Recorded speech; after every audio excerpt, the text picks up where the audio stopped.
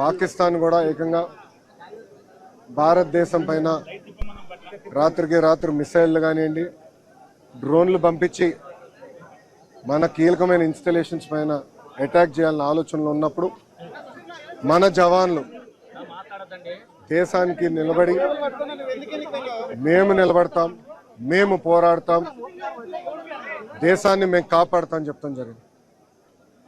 కుటుంబాలకి దూరంగా, తల్లిదండ్రులకి దూరంగా వాళ్ళు అక్కడ ఉండి దేశం కోసం అహర్నిశలు నిలబడుతున్న వ్యక్తులు. ఈరోజు జవాన్లు అక్కడ నిలబడారు కనుకనే, పోరాడుతున్నారు కనుకనే భారతీయులు ఆంధ్రులం మనం ఇక్కడ హాయిగా బతికే పరిస్థితి. దాంట్లో మొన్న జరిగిన దాడిలో మన నాయక్ చనిపోతాం జరిగింది. మురళీ నాయక్ చిన్నప్పటి నుంచి కూడా మిలిటరీకి నేను ఉంటాను, నేను చనిపోతే భారతదేశ జెండా కప్పుకుని చనిపోతానని పదే పదే అతని కుటుంబానికి చెప్తాం జరిగింది. కుటుంబానికి ఏకైక బిడ్డ మురళీ నాయక్. చిన్నప్పుడు వాళ్ళ అవ్వ తాతతో పెరిగిన వ్యక్తి. దేశం కోసం నిలబడతాను, దేశం కోసం పోరాడతానని చెప్పిన వ్యక్తి మురళీ నాయక్.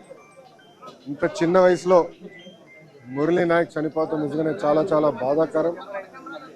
ఆ కుటుంబానికి అటు కేంద్ర ప్రభుత్వం, ఇటు రాష్ట్ర ప్రభుత్వం అండగా నిలబడుతుంది. గౌరవ ముఖ్యమంత్రి గారు మాతో మాట్లాడారు, ఉప ముఖ్యమంత్రి గారు, అదేవిధంగా హెల్త్ మంత్రి మన సత్యకుమార్ గారితో మాట్లాడి ఆ కుటుంబానికి ప్రభుత్వం నుంచి ఆర్థిక సాయం కింద 50 లక్షల రూపాయలు, దాంతోపాటు 5 ఎకరాల భూమి, ఇల్లు కట్టుకునేదానికి 300 గజాలు ప్రభుత్వం అందజేస్తాం జరుగుతుంది. అంతేకాకుండా కుటుంబాల కోరిక మేరకు కుటుంబంలో ఎవరికైనా ఉద్యోగం ఇస్తే, ప్రభుత్వ ఉద్యోగం ఇస్తే బాగుంటుందని అడిగారు.